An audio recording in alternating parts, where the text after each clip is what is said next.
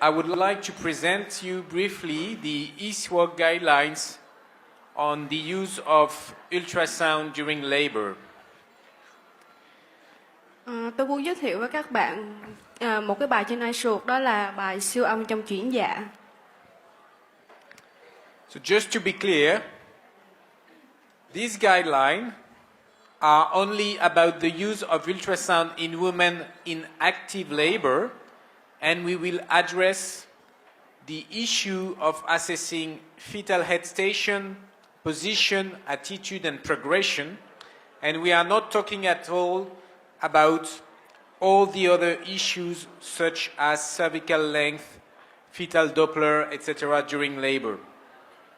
Và tôi cần làm rõ một cái điều là cái nghiên cứu của cái siêu âm trong chuyển dạ này chỉ đề cập đến những phụ nữ đang trong giai đoạn chuyển dạ hoạt động, và cái mục đích của cái siêu âm này là để xác định độ lọt, thế và kiểu thế của thai và diễn tiến của chuyển dạ. Còn những cái ứng dụng khác của siêu âm như là việc đánh giá độ sáng mở cổ tử cung và siêu âm Doppler thai thì không nằm trong mục đích của cái bài này. So this is a work that is still ongoing. There is nothing really consensual with ultrasound in labor, and we do not imply that ultrasound in labor is necessary. We just wanted to summarize and to review what can be done with ultrasound during labor. Tôi không có ngụ ý là bắt buộc là phải có siêu âm trong chuyển dạ, nhưng trong cái bài này tôi sẽ xem xét lại những cái bằng chứng và mình có thể làm gì đối với siêu âm ở trong chuyển dạ. Very briefly, clinical examination during labor is not very reliable. It is subjective, it's not really reproducible, and it is often inaccurate. Nhấn mạnh một điều là cái việc thăm khám bằng tay trong chuyển dạ nó không thật sự đáng tin, vì nó rất là chủ quan và mình lặp lại nó bị hạn chế. You know that when you examine the woman during labor, you try to assess the head station or the head position, and you know that often you are making mistakes. Các bạn thường ở trong chuyển dạ thì các bạn sẽ khám bằng tay để mình xác định, thứ nhất là độ lọt của thai, mình sẽ chạm tới coi cái đầu thai nằm ở đâu và mình cần xác định cái kiểu thế, và đôi khi cái việc làm của mình nó lại không chính xác. It has been shown very clearly with such kind of birth simulator. Và đó là một cái hệ thống giả định, người ta làm một cái hệ thống để giả lại một cái cuộc chuyển dạ. And everybody is making mistake. Whatever you are a young or a senior specialist, whatever it is about station, is it engaged or not engaged, or about the position, is it anterior or posterior, everybody makes mistakes. Và theo cái nghiên cứu của ông á, thì tất cả mọi người đều mắc sai lầm. Kể cả những người vừa mới vào hoặc là những người đã lâu năm rồi thì đều mắc sai lầm. Có thể sai lầm về lọt hay không lọt, kiểu thế trước hay kiểu thế sau, phải hay trái, chúng ta đều mắc sai lầm. So I know that there are always old and senior obstetricians in the audience who will say, no, I'm always right. I've never made any mistake. I'm always confident when I do an instrumental delivery, but that's wrong. That's impossible. We all make mistakes with clinical examination.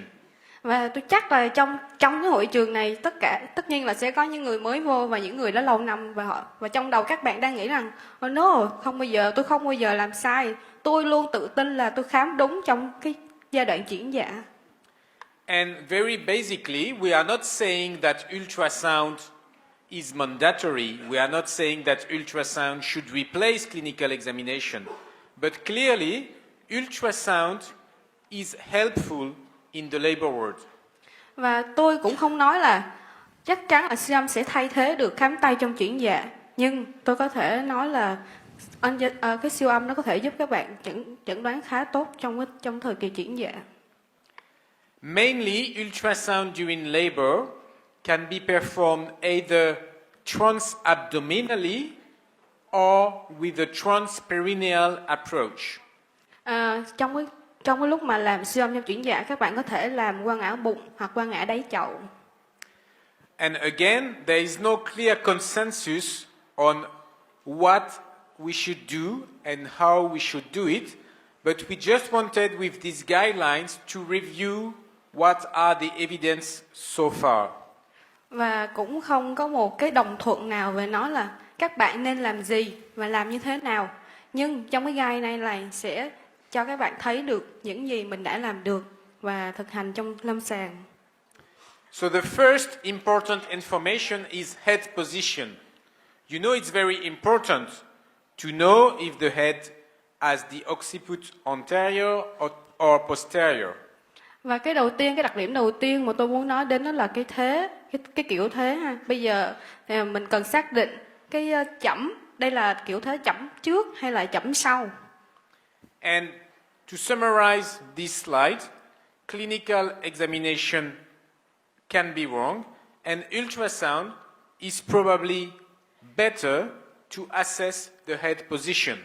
Và để tóm tắt lại cái slide này thì tôi khẳng định là khám nghiệm lâm sàng có thể sai, nhưng siêu âm có thể tốt hơn trong chẩn đoán. So it's very easy when the occiput is anterior with your transabdominal probe, you see the spine and you see the head and you see no orbit, and you could even see the cerebellum if you look at it. Whereas when the occiput is posterior, you will easily see the orbits of the baby. Và đây là một cái hình ảnh rất là rõ ràng. Nếu như đây là kiểu thế chẩm trước thì với một cái đầu dò xăm qua ngã bụng, các bạn sẽ thấy được thứ nhất là cái cột sống, sau đó mình sẽ thấy được là cái đầu của em bé và mình sẽ không thấy hai cái ổ mắt. Còn nếu như mà các bạn làm rõ hơn chút thì có thể có thấy luôn được cả cái tiểu não. Còn nếu như một cái thế chẩm sau thì mình sẽ thấy hai cái ổ mắt của em bé. We have already demonstrated that by using ultrasound, midwives and residents learn quicker and make fewer mistakes than by using clinical examination.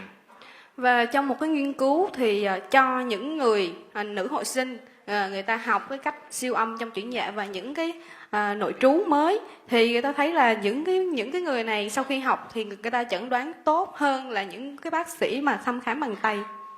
So clearly, this is a very common indication for fetal ultrasound during labor, just to check the head position, and it's very simple. Just try to do it. You will soon get used to it, and I must say that and you will think I am crazy, I do an ultrasound before each delivery. Và có thể khẳng định là để chẩn đoán một cái kiểu thế chẩm chậu trước, chẩm chậu sau cũng là một cái chỉ định để cho các bạn làm siêu âm trong thời kỳ chuyển dạ rồi. Và tôi muốn nói với các bạn là tôi không điên, nhưng mà tôi luôn làm siêu âm trước khi một cái cuộc sanh. I have an ultra portable ultrasound device in my pocket. That's for real. And it takes 3 seconds to switch on. And I put the ultrasound probe just to make sure where is the spine, how is the head position, and that's it. It takes 5 seconds. But when I do the delivery, I am completely sure about the head position. Tôi có một cái máy siêu âm xách tay tôi để trong túi á, và cái việc mà khởi động nó chỉ tốn 3 giây thôi, và các bạn chỉ tốn 5 giây để xác định coi cái đầu em bé nằm đâu và cái kiểu thế như thế nào.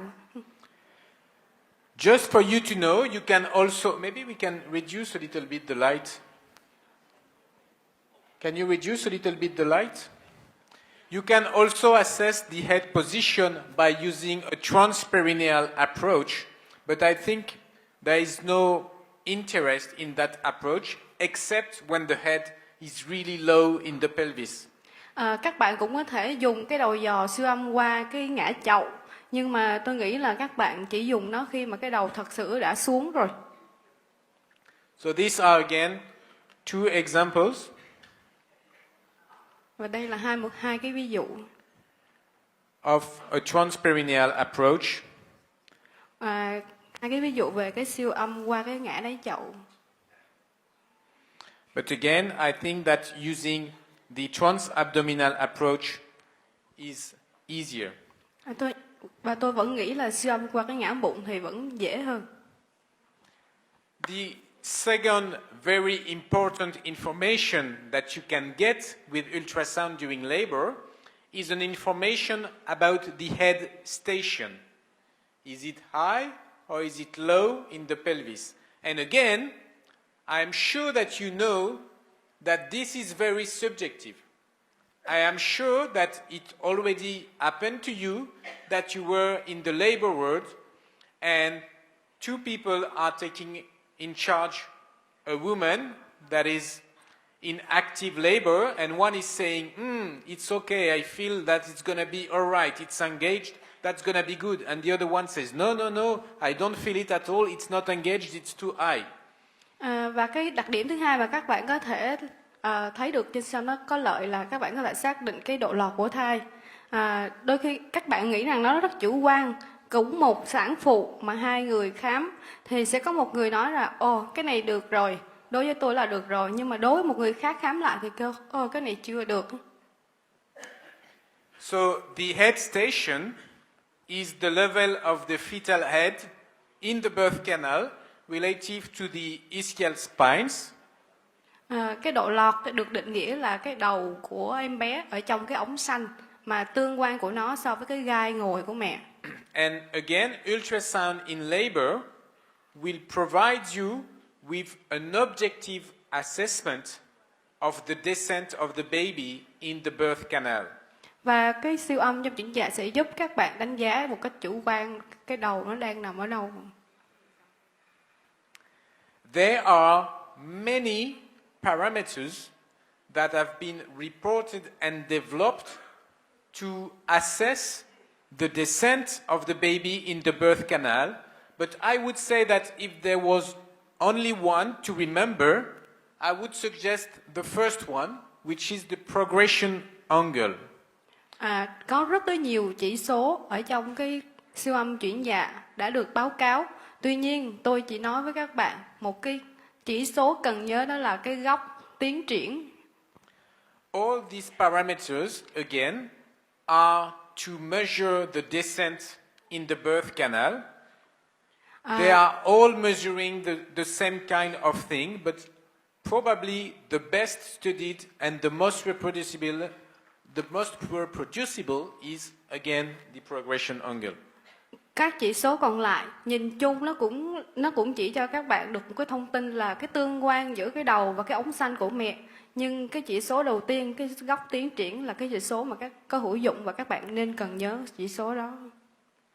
So I'm sorry because I think that the lines have moved. Ông nghĩ là ông thầy nghĩ là cái đường mà ông vẽ góc nó đã bị lệch đi rồi. Here is the pubic bone. You see it? Cái mà thầy đang khoanh tròn đó là cái xương mu. And you should put a line that is strictly on the largest diameter of the pubis. Và các bạn đặt một cái đường thẳng thật song song với lại cái trục dài của cái xương mu đó. And the other line starts at the lower edge of the pubis and goes strictly to the fetal head. Và cái đường thứ hai là các bạn sẽ đặt điểm thứ nhất ở dưới, bờ dưới của cái xương mu, và nó sẽ tiếp tuyến với cái điểm thấp nhất của cái đầu em bé. And you understand very well that during the normal descent of the baby, this angle will increase. Và các bạn dễ dàng nhận ra rằng khi mà em bé càng đi xuống thì cái góc này nó sẽ càng tăng. You can see it on the left side.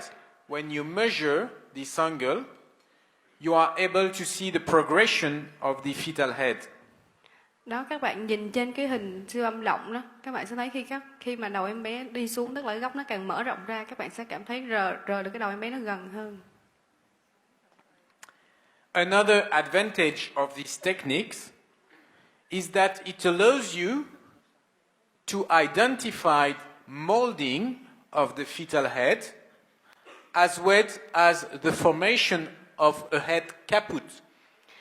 Một cái đặc điểm ưu việt của cái siêu âm nữa là nó có thể cho các bạn biết được cái đầu em bé nó đã bị uốn khuôn hay chưa và nó có cái bướu huyết thanh hay không.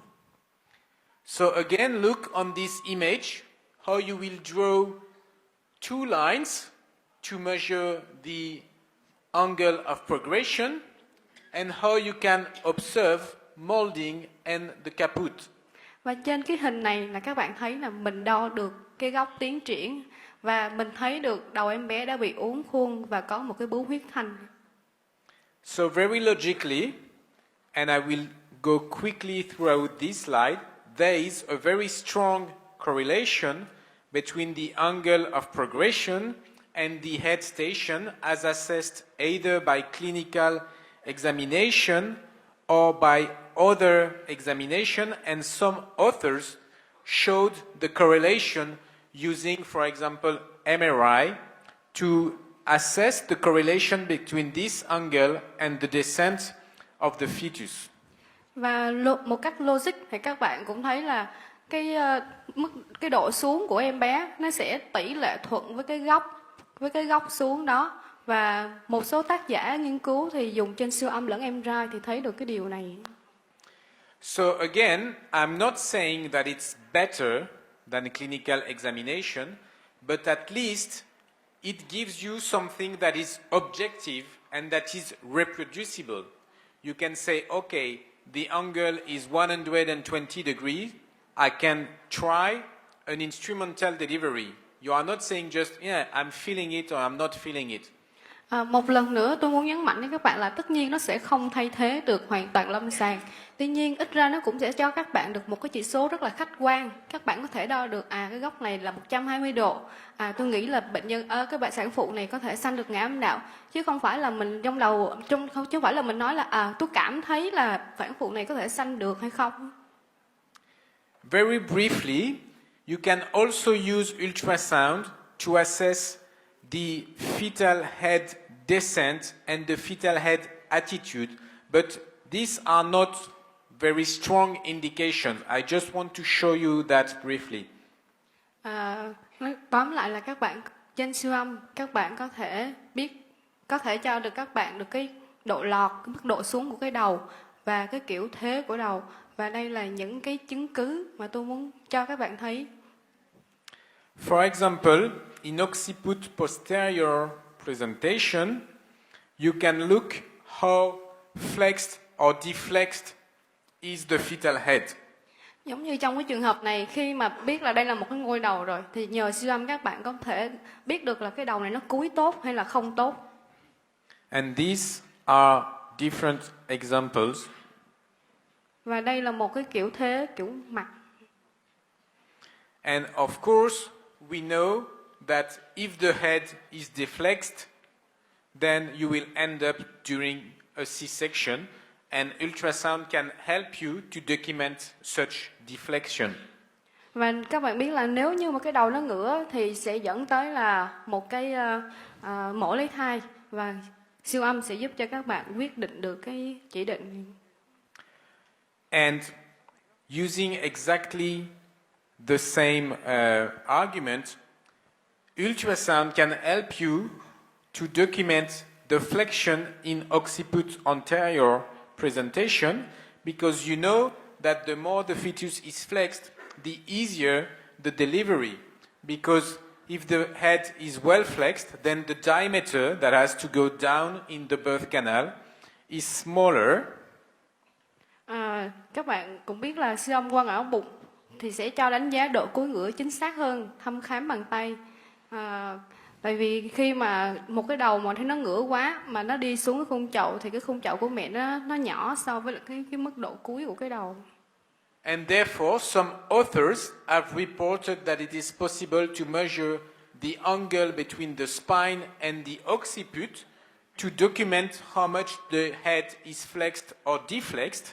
And of course, the more it is flexed, the higher the chance of a spontaneous delivery. Và một số tác giả đã đề cập đến cái góc chẩm sống, là mình đo cái góc giữa cái cột sống và cái xương chẩm của em bé. Thì như các bạn cũng biết là cái góc đó mà nó càng lớn thì cái khả năng sanh con ngã âm đạo nó càng cao. So you've seen what you can do with ultrasound during labor. So what are the main indications? The first indication is the slow or lack of progress in the first stage of labor. Vậy các bạn nãy giờ đã biết qua siêu âm rồi, bây giờ thì những cái chỉ định siêu âm trong chuyển dạ là cái gì? Đầu tiên là chuyển dạ chậm hoặc ngừng tiến triển trong giai đoạn 1.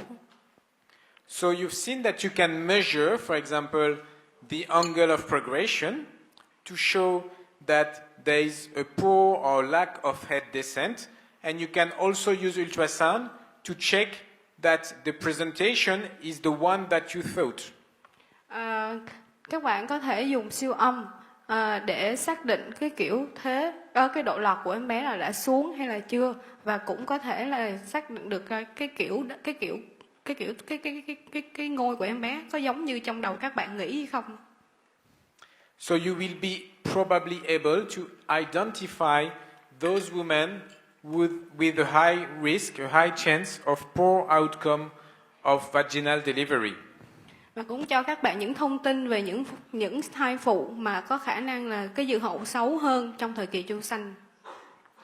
And as an example, some authors have demonstrated in case of a prolonged first stage of labor that there is a strong association between the angle of progression that we've learned together earlier and the probability of vaginal delivery.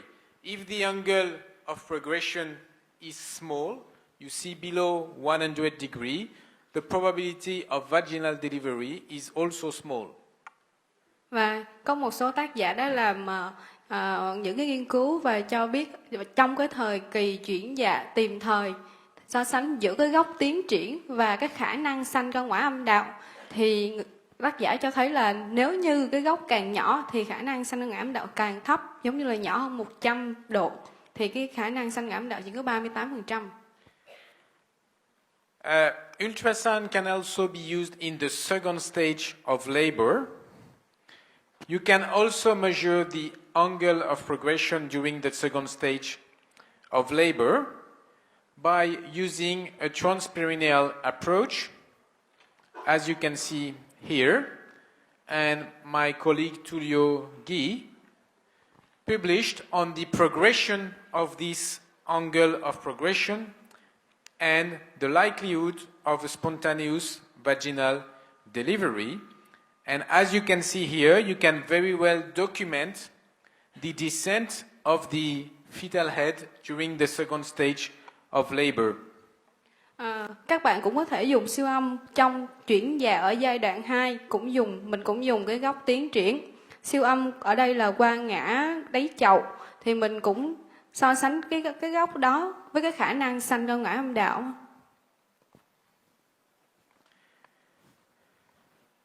So again, it's probably useful to assess the progression of the fetus, especially when the second stage of labor is long. Và cũng rất là hữu dụng, dùng siêu âm để đánh giá tiến triển của chuyển dạ khi mà trong một cái giai đoạn trong một cái chuyển dạ kéo dài. Another possible indication is the ascertainment of fetal head position and station before considering an instrumental delivery. Có một cái chỉ định nữa là mình cần xác định cái vị trí đầu thai và độ lọt trước khi mình xem xét tiến hành sanh giúp. However, you must know that there was one randomized trial that was performed in France where they failed to demonstrate a benefit of routine use of ultrasound in labor to determine the head position. Có một cái nghiên cứu được thực hiện ở Pháp cho thấy là cái sự không thành công của cái việc siêu âm thường quy trong chuyển dạ. This is why I'm telling you that it is still work in progress. It seems useful, but the indications are not very clear again. But before doing an instrumental delivery, this seems useful and logical.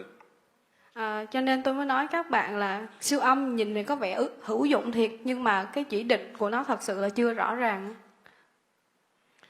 Oops. Again, look how easy it is to see that this presentation is an occiput posterior. Đây là một cái em bé đang có thế chẩm sau. And it was shown in such a multi-center randomized trial that the incorrect diagnosis of fetal head position was much more frequent in the group with standard care as compared to the group with ultrasound. 20% of mistake when you do clinical examination alone, and less than 2% with ultrasound. And that makes a big difference. However, they could not demonstrate that it was likely to modify the outcome. Đây là một cái nghiên cứu thực hiện là có một đơn vị lớn là thực hiện siêu âm ở những bà mẹ chuẩn bị cho sanh giúp, và một nhóm là sẽ không dùng siêu âm là cái standard care. Thì mình thấy là có một sự thì ở cái nhóm mà có siêu âm á, thì cái tỷ lệ mà biến chứng á, thì rất là thấp, chỉ khoảng 2% thôi, trong khi cái mà không có siêu âm thì rất là cao tới 20%. More precisely, they were not able to demonstrate a significant reduction in the rate of C-section. But because we know that failed operative vaginal delivery or operative vaginal delivery on posterior presentations are associated with an increased risk of poor outcome, it is quite straightforward to think that it's useful to perform an ultrasound before performing an operative vaginal delivery. Đối với những cái trường hợp mà có cái kiểu thế là chẩm sâu, thì khi mà chúng ta quyết định giúp sanh, nó sẽ đi kèm với tăng cái nguy cơ những cái biến cố cho giúp sanh. Thành ra siêu âm có vai trò rất là hữu dụng trong những cái trường hợp là kiểu thế chẩm sâu và chúng ta quyết định giúp sanh. So again, you see that posterior presentation are much more frequent in case of failed operative vaginal delivery. Cũng giống như các bạn thấy là cái kiểu thế chẩm sâu á, nó nhiều hơn ở những cái trường hợp mà sanh giúp qua ngã âm đạo bị thất bại. And the outcome is poorer in case of failed vaginal delivery. Và cái dự hậu thì rất là xấu trong những trường hợp mà cái sanh giúp nó thất bại. So again, the ascertainment of the fetal head position and station before considering an instrumental vaginal delivery is probably useful. Vì thế mà xác định cái vị trí đầu thai và độ lọt trước khi xem xét tiến hành sanh giúp là một việc rất là quan trọng. Another indication is to confirm the fetal head malpresentation when you believe there is one. Mà một cái chỉ định nữa đó là xác định ngôi bất thường, mức độ chứng cứ 3. So now to help you relax, because I know you are tired, I'll show you a short movie that was realized by my friends from Italy who are very active in the use of ultrasound in labor. Và So relax for a few minutes. các bạn nên thư giãn, tôi sẽ cho bạn coi một cái clip.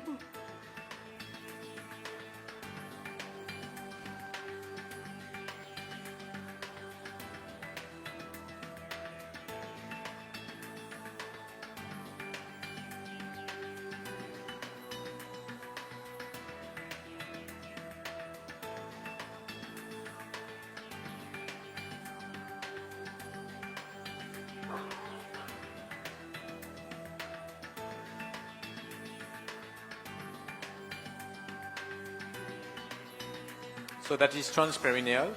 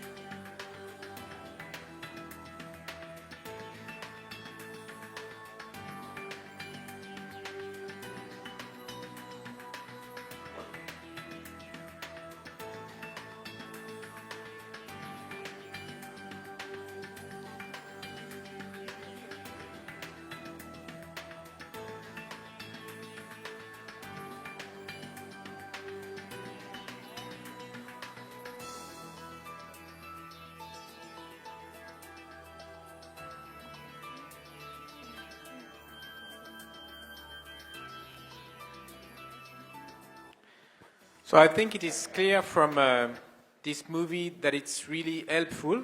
I'll show you another movie because you're very lucky. Tôi nghĩ cái video này rất là hữu dụng và tôi sẽ cho các bạn thêm một cái video khác nữa.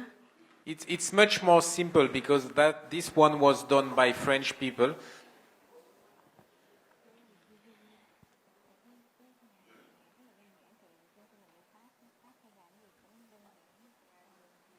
So you should have no air at all in front of your probe. Mà các bạn phải đuổi khí cho cái đầu giò của mình.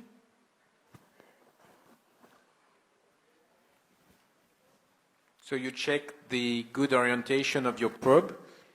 Rồi sau đó các And you bạn can see, for example, how you can look for the fetal spine just to be sure of the orientation of the fetus.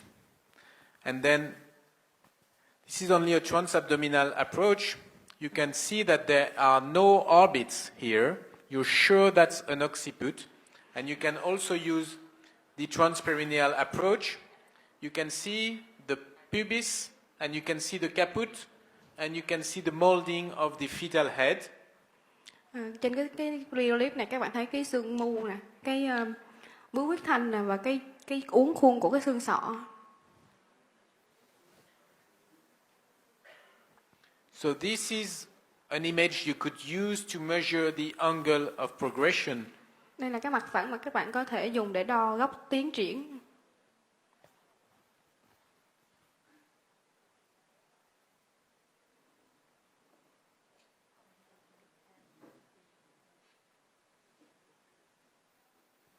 And this is an example of this measurement, Và đây là một cái the ví dụ pubis and the fetal head. cái xương mu và cái đầu em bé. So as a conclusion, there are two main situations in which ultrasound is probably useful. In case of suspected delay or arrest in the first or second stage of labor, and again, before the potential need for performance of an operative vaginal delivery. Để kết luận thì có hai cái tình huống chính mà siêu âm thì nên được khuyên dùng. Cái thứ nhất là nghi ngờ chuyển dạ ngừng tiến triển hoặc là chuyển dạ kéo dài trong giai đoạn 1 hoặc giai đoạn 2 và trước khi tiến hành xuyên giúp. So it is possible that in the near future, we will monitor delivery using ultrasound instead of using clinical examination. Maybe we will note regularly, for example, what is the angle of progression. Có thể trong tương lai sắp tới là chúng ta sẽ dùng siêu âm để theo dõi tiến triển ở trong chuyển dạ thay vì mình đánh giá lâm sàng. And probably in some more years, we will do the delivery under MRI guidance. Và trong những cái có thể là trong những cái tương lai sắp tới thì mình cũng còn dùng thêm MRI nữa. This is not a joke. Chỉ là đùa thôi các bạn.